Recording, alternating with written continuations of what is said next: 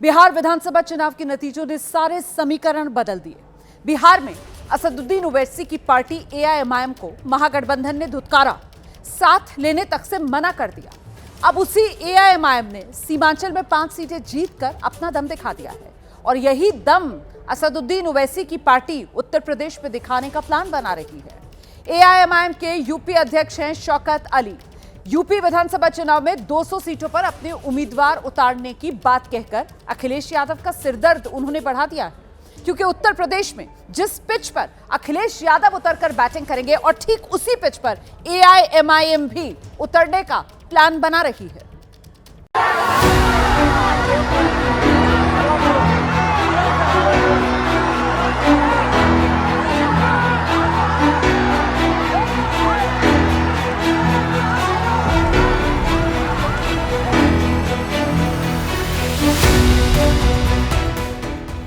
बिहार में असदुद्दीन ओवैसी की party AIMIM 28 सीटों पर चुनाव लड़ी, 5 सीटें जीतने में सफल रही।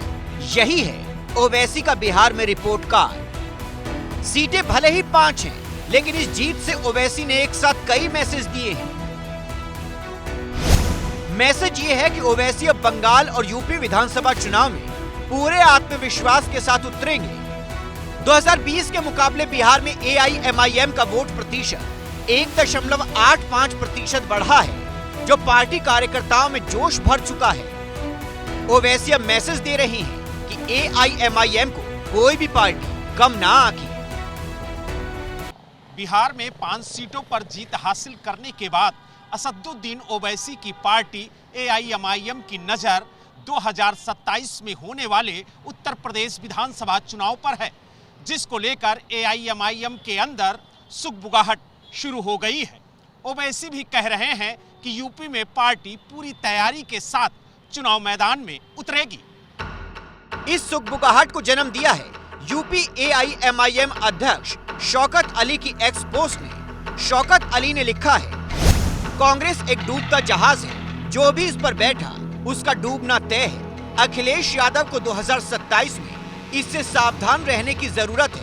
2027 में एआईएमआईएम उत्तर प्रदेश की 200 विधानसभा सीटों पर अपने उम्मीदवार उतारने की तैयारी कर रही है।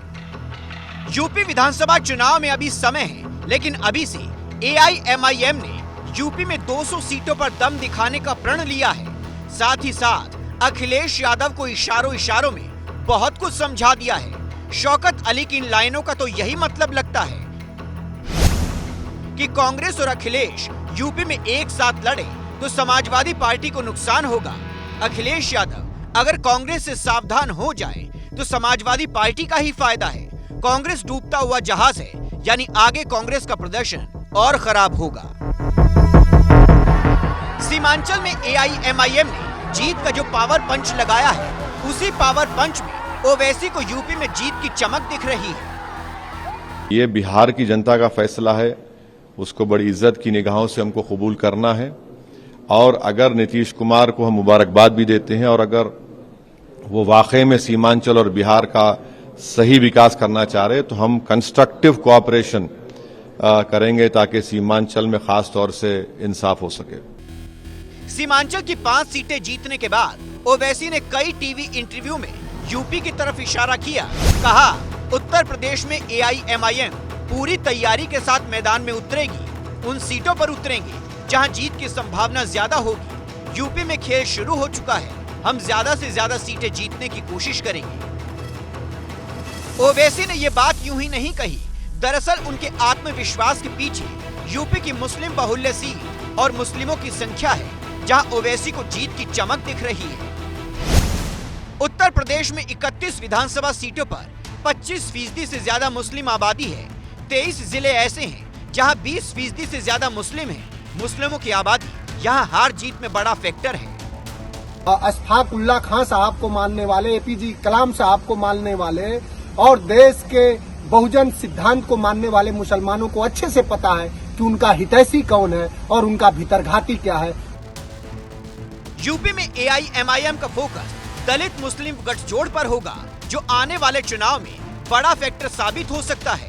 इसका मतलब है पीडीए में सेंधमारी, जिसका सीधा नुकसान अखिलेश यादव को होने की संभावना है। 2022 में समाजवादी पार्टी को मुस्लिमों का 79% वोट मिला था, जबकि बीजेपी को सिर्फ 8% वोट मिला था। बीएसपी को 6% मुस्लिम वोट गया था।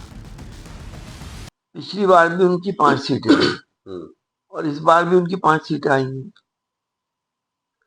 उन्हें आरजेडी को या गठबंधन को, ये मेरी पर्सनल राय है कि उन्हें ले लेना चाहिए था। अब कल क्या होगा इसके बारे में तो मैं नहीं बता सकता,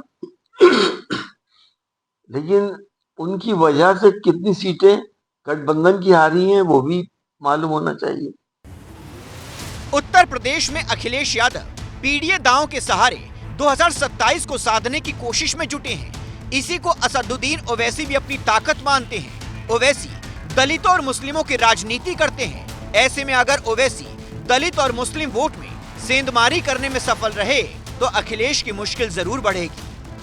अखिलेश के लिए चिंता की बात सिर्फ ओवैसी ही नहीं है, बल्कि बीएसपी और ओवैसी का मिलना भी हो सकता है। बीएसपी और एआईएमआईएम ने 2020 में बिहार में गठबंधन कर चुनाव लड़ा था। इस बार बिहार चुनाव के दौरान असदुद्दीन ओवैसी ने सार्वजनिक रूप से अपील की थी कि जहां एआईएमआईएम प्रत्याशी नहीं है, वहां उनके समर्थक बीएसपी उम्मीदवारों को वोट दें। मायावती पहले ही साफ कर चुकी हैं कि यूपी में वो किसी बड़े दल से गठबंधन नहीं करेंगी, लेकिन छोटे और समान विचारधारा वाले दलों के साथ सीमित सीटों पर समझौता संभव है। यानी ओवैसी की एआईएमआईएम के साथ गठबंधन को लेकर कोई बड़ी बाधा नहीं दिखती। अगर दलित और मुस्लिम वोट बैंक में सेंधमारी हुई तो इसका सबसे बड़ा नुकसान समाजवादी पार्टी को ही होगा। बिहार के चुनाव से उत्तर प्रदेश प्रभावित नहीं होगा, बल्कि उत्तर प्रदेश के लोग सजग हो जाएंगे। भारतीय जनता पार्टी संगठन और सरकार के चुनाव आयोग सहित जितने भी यंत्र तंत्र हैं उससे लड़ने के लिए, अगर ये हिमाकत उत्तर प्रदेश में करने की भारतीय जनता पार्टी ने कोशिश की, इंडिया गठबंधन एक ऐसा आंदोलन खड़ा करेगा कि भारतीय जनता पार्टी और उनकी बेईमान करने वाले एजेंसियों को सदियों तक ये बातें याद रहेंगी। बिहार की हार ने सारे समीकरण बदल दिए हैं। समीकरण उन राज्यों के भी बदल गए हैं जहां आने वाले समय में विधानसभा चुनाव है। उत्तर प्रदेश में ओवैसी के आने की आहट ही समाजवादी पार्टी की टेंशन नहीं बढ़ा रही, बल्कि बिहार के नतीजे भी ममता बनर्जी और अखिलेश यादव के लिए सिरदर्द बन सकते हैं। अगले साल पश्चिम बंगाल में विधानसभा चुनाव है, इसके बाद 2027 में यूपी में विधानसभा चुनाव होने हैं और ऐसे में बिहार के नतीजों का बड़ा साइड इफेक्ट दोनों ही राज्यों में दिख सकता है। सवाल है क्या बिहार की जीत से पावर लेकर पश्चिम बंगाल में बीजेपी बड़ा खेला करेगी? क्या तेजस्वी के MY फैक्टर पर भारी पड़कर एनडीए अखिलेश के पीडीए दांव पर भी भारी पड़ जाएगा?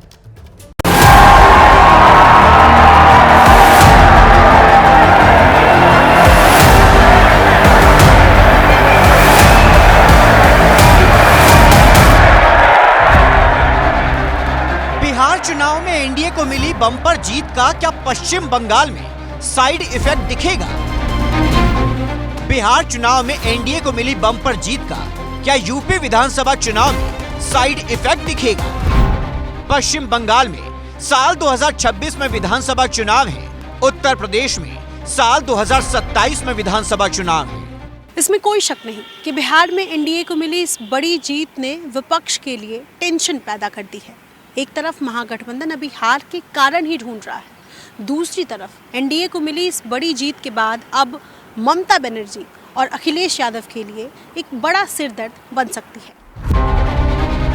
पश्चिम बंगाल ममता बनर्जी का गढ़ है और ममता के इसी गढ़ में पिछली बार बीजेपी ने अच्छा प्रदर्शन कर बता दिया था कि बंगाल अब ज्यादा दूर नहीं है। इस बार बीजेपी बिहार से बूस्ट होकर पश्चिम बंगाल की रणभेरी बजा रही है। मैसेज क्लियर है, गंगा जी बिहार से बहते हुए ही बंगाल तक जाती है। गंगा जी यहाँ बिहार से बहते हुए ही बंगाल तक पहुंचती है। बिहार ने बंगाल में भाजपा की विजय का रास्ता भी बना दिया है। आजादी के बाद से बीजेपी बंगाल में कभी सत्ता में नहीं रही है। साल 2021 में बीजेपी भले ही जीत नहीं सकी थी, लेकिन उसकी सीटों के आंकड़े ने बता दिया था कि 2026 में बड़ा खेला हो सकता है। पश्चिम बंगाल में कुल 294 विधानसभा सीटें हैं। पिछले चुनाव में ममता बनर्जी ने यहां 217 सीटों पर जीत दर्ज की थी, जबकि बीजेपी भी 77 सीटें जीतने में कामयाब रही थी। चर्चा आज भले ही बिहार की हो रही है, लेकिन बीजेपी मिशन पश्चिम बंगाल पर गुपचुप तरीके से काम कर रही है। कैसे, अब ये समझिए।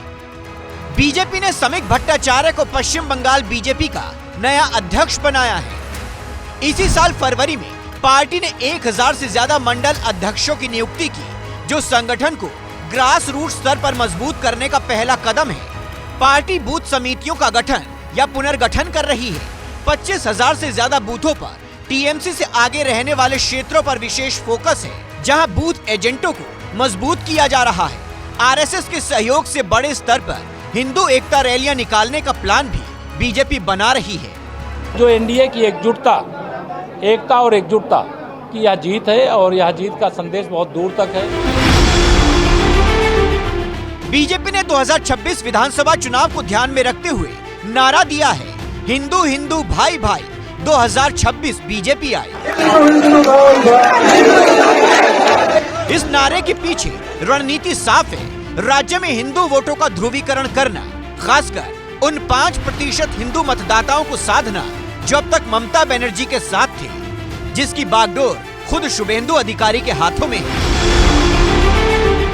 शुभेंदु अधिकारी और राज्य के दूसरे बीजेपी नेता लगातार ब्राह्मण, कायस्थ और वैद्य जैसी ऊंची जातियों को अपनी तरफ खींचने की कोशिश कर रही हैं। इन समुदायों को सनातनी कहकर उनके धर्म और संस्कृति की रक्षा का वादा किया जा रहा है। साथ ही उन्हें ये भी समझाने की कोशिश हो रही है कि ममता सरकार अल्पसंख्यकों के पक्ष में झुकी रहती है और सनातन संस्कृति को नुकसान पहुंचा रही है। देश भर में अगर कोई सबसे स्ट्रॉन्ग रीजनल लीडर है तो ममता बनर्जी है। और क्या भारतीय जनता पार्टी पश्चिम बंगाल के भद्रलोक में अपनी जगह बना पाई है कि नहीं बना पाई है, वो एक बड़ा सवाल है। लेकिन जाहिर तौर पे भारतीय जनता पार्टी एक बड़ी छलांग के लिए कोशिश कर रही है। बिहार की ये जीत पश्चिम बंगाल की तरह उत्तर प्रदेश में अखिलेश यादव के लिए भी बड़ा सिरदर्द साबित हो सकती है। एनडीए ने जो बम्पर जीत हासिल की है, उससे सीएम योगी का जोश भी हाई है। प्रधानमंत्री मोदी जी के मार्गदर्शन और नेतृत्व में डबल इंजन की एनडीए सरकार विकास, सुरक्षा और सुशासन के लिए कैसे कार्य करती है और कैसे कार्य करना चाहिए, बिहार की जनता जनार्दन की द्वारा लोकतंत्र की प्रक्रिया में भाग लेकर के कल जो जनादेश दिया गया है, इसके लिए मैं बिहार की जनता जनार्दन का भी हृदय से अभिनंदन करता हूं। राजनीति के जानकार भी मानते हैं कि जिस एमवाई को तेजस्वी अपनी ताकत समझते थे, वही कमजोरी साबित हुई। ठीक इसी तरह से यूपी में अखिलेश यादव ने पीडीए दांव के सहारे 2027 को साधने का प्लान बनाया है। लेकिन यहाँ भी हकीकत वही है कि अकेले पीडीए के दम पर 2027 में सरकार बनाना अखिलेश यादव के लिए कतई आसान नहीं होगा, क्योंकि 2027 का संग्राम भी महिला और युवाओं के वोट पर निर्भर करेगा। हालांकि अखिलेश अभी भी यही कह रहे हैं कि बिहार एनडीए जीत सकता है, यूपी नहीं।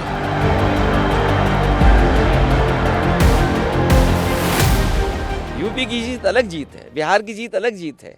आप बिहार जीत सकते हैं, लेकिन यूपी की जो हार हुई है, उसको अभी हार में जीत में बदलने में समय है। उसके लिए हम लोग तैयार हैं। साल 2022 का चुनाव परिणाम देखें तो महिलाओं का ज्यादातर वोट एनडीए को मिलता रहा है। 2022 के विधानसभा चुनाव में 40% महिलाओं ने बीजेपी गठबंधन को वोट दिया, जबकि 33% महिलाओं का वोट एसपी गठबंधन को मिला। इसके अलावा अखिलेश के पीडीए को 2027 में मायावती से भी चुनौती मिल सकती है। बीएसपी समाजवादी पार्टी के मुस्लिम और दलित वोट बैंक में सेंध लगा सकती है। अखिलेश ने जिस तरह से पिछली बार जातिगत समीकरण बनाए थे, अगर वो उस पर अड़े रहते हैं, अडिग रहते हैं, तो मुश्किल होगा। लेकिन यदि जैसे बिहार में जातियां टूटी हैं, जातीय गठबंधन टूटे हैं, उस तरह से यदि स्थिति बनती है उत्तर प्रदेश में, तो मुश्किल हो सकती है। गठबंधन की इस हार का कई राज्यों में लंबे समय तक असर दिखेगा। कई पार्टियों पर असर दिखेगा। असर ये होगा कि जैसे बिहार में फ्रीबीज का दांव चला, अब दूसरे राज्यों में भी फ्रीबीज वाली रेवड़ी बांटी जाएगी। इस हार से कांग्रेस की साख पर बड़ा असर हुआ है, जिसका नुकसान आने वाले कई विधानसभा चुनाव में दिखेगा। कांग्रेस के खराब प्रदर्शन से दूसरे राज्यों में उसकी बार्गेनिंग पावर भी घटेगी।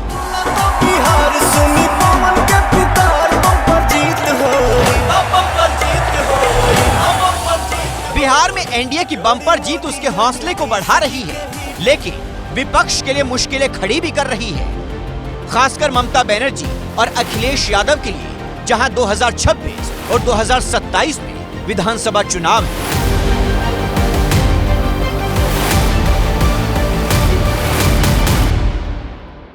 बिहार में एनडीए की प्रचंड जीत के बाद सरकार गठन को लेकर लगातार हलचल है। अब बस एक ही सवाल रह गया है जिसके जवाब का इंतजार है, और सवाल यह है कि किसको कितने मंत्री पद मिलेंगे। एबीपी न्यूज के पास मंत्री पद बंटवारे को लेकर एक्सक्लूसिव जानकारी है।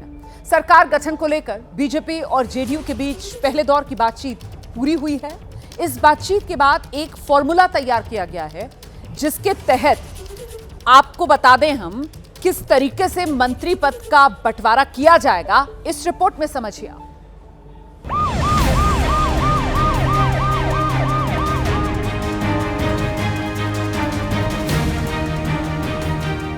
बिहार में बम्पर जीत के बाद एनडीए में सरकार गठन को लेकर हलचल तेज है। शनिवार से रविवार तक दिल्ली से लेकर पटना में लगातार हलचल हो रही है। शनिवार को दिल्ली में अमित शाह के आवास पर बीजेपी और जेडीयू के नेताओं का आना जाना लगा रहा। जेपी नड्डा ने अमित शाह से मुलाकात की। केंद्रीय मंत्री और जेडीयू के नेता ललन सिंह भी अमित शाह से मिले। बिहार के चुनाव प्रभारी धर्मेंद्र प्रधान और विनोद तावड़े भी गृह मंत्री से मिले।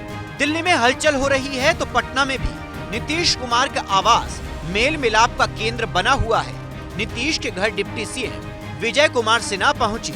आरएलएम प्रमुख उपेंद्र कुशवाहा आए। इन मुलाकातों का मकसद था बिहार में कैसे बनेगी सरकार। विधायक दल की बैठक होगी, जेडीयू की बैठक होगी, फिर बीजेपी की होगी, फिर अपने जो हमारी सहयोगी पार्टी है मांझी जी, चिराग जी और उपेंद्र जी, उनकी पार्टी की बैठक होगी।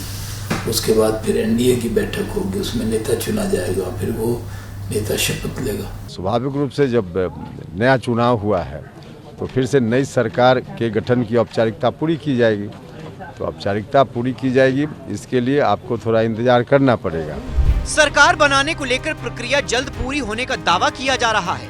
यहाँ ये जानना जरूरी है कि 17वीं विधानसभा का कार्यकाल 22 नवंबर तक है। मतलब ये कि नई सरकार का गठन 22 नवंबर से पहले हो जाना है, यानी कि 6 दिन के अंदर सरकार का शपथ ग्रहण होना है। और इसके लिए कवायद भी शुरू हो चुकी है। दिल्ली से लेकर पटना तक जो मंथन हो रहा है, उसके मुताबिक बीजेपी और जेडीयू के बीच पहले दौर की बातचीत लगभग फाइनल हो चुकी है। मंत्रिमंडल गठन और घटक दलों की हिस्सेदारी का फॉर्मूला भी करीब करीब तय माना जा रहा है। पहले आपको बताते हैं कि बिहार में सरकार गठन को लेकर क्या चल रहा है। तो सूत्रों के मुताबिक 17 नवंबर यानी सोमवार सुबह तक बीजेपी के केंद्रीय पर्यवेक्षकों की नियुक्ति हो जाएगी। सोमवार को ही बीजेपी विधायक दल की बैठक भी हो सकती है। जेडीयू विधायक दल की बैठक भी कल होना तय बताया जा रहा है। कल ही नीतीश कैबिनेट की अंतिम बैठक हो सकती है और उस बैठक में वर्तमान विधानसभा भंग करने की सिफारिश हो सकती है। जिसके बाद सोमवार या मंगलवार यानी 18 नवंबर को सीएम नीतीश कुमार राजभवन जा सकते हैं। राज्यपाल से मुलाकात कर नीतीश कुमार अपना इस्तीफा सौंप सकते हैं। राजभवन से नीतीश के लौटने पर एनडीए विधायक दल की बैठक होगी।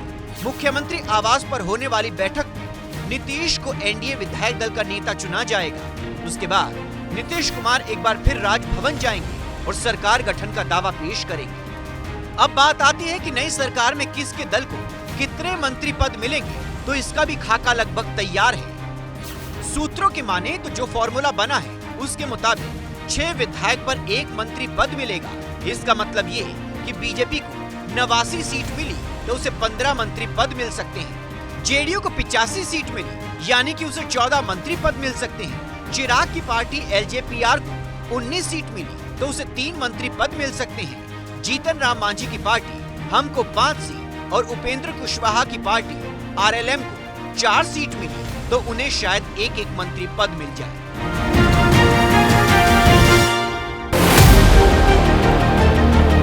फॉर्मूला तैयार है, लेकिन अभी डिप्टी सीएम को लेकर किसी तरह की जानकारी सामने नहीं आई है। डिप्टी सीएम कितने होंगे, कौन होंगे, इसको लेकर सस्पेंस बरकरार है। अभी सम्राट चौधरी और विजय सिन्हा के पास डिप्टी सीएम की जिम्मेदारी है, लेकिन क्या ये आगे भी डिप्टी सीएम रहेंगे या नहीं, ये तय नहीं है। नीतीश कुमार के मुख्यमंत्री बनने को लेकर भी आधिकारिक तौर पर अभी तक कुछ नहीं कहा गया है, बस बयानबाजी हो रही है। अब इसमें चर्चा की क्या बात है, अब तो जो कुछ होना है 1-2 दिन में हो ही जाना है। कि हम लोगों ने मुख्यमंत्री नीतीश कुमार जी के नेतृत्व में चुनाव लड़ने का काम किया। मैं ये मानता हूं कि समय आने पर मेरे तमाम विधायक एक बार फिर से मौजूदा मुख्यमंत्री नीतीश कुमार जी को ही बिहार का मुख्यमंत्री चुनने के लिए अपना मत देने का काम करेंगे। उम्मीद से कुछ ज़्यादा ही बेहतर अच्छा जीत मिला। सब सारा श्रेय जनता को जाता है। उन्होंने जो 20 साल में काम किया है उसी का इनाम दिया है जनता ने। तो आगे भी विश्वास बनाया है पापा पे, तो आगे भी मुझे पूरी उम्मीद है कि पिताजी आगे भी इस विश्वास को कायम रखेंगे, आगे भी विकास का क्रम जारी रखेंगे। बिहार में कौन बनेगा मुख्यमंत्री, कौन होगा उप मुख्यमंत्री और कौन होंगे मंत्री, इसकी तारीख भी अब तय होती नजर आ रही है। एबीपी न्यूज को जो जानकारी मिली है उसके मुताबिक पटना के गांधी मैदान में शपथ ग्रहण समारोह हो सकता है। हम ऐसा इसलिए कह रहे हैं क्योंकि 17 नवंबर से 20 नवंबर तक 4 दिन गांधी मैदान को आम लोगों के लिए बंद कर दिया गया है। 19 या 20 नवंबर को नई सरकार का शपथ ग्रहण हो सकता है। शपथ ग्रहण समारोह में प्रधानमंत्री मोदी भी शामिल हो सकते हैं। इसके अलावा कार्यक्रम में एनडीए शासित राज्यों के मुख्यमंत्रियों के भी शामिल होने की उम्मीद है।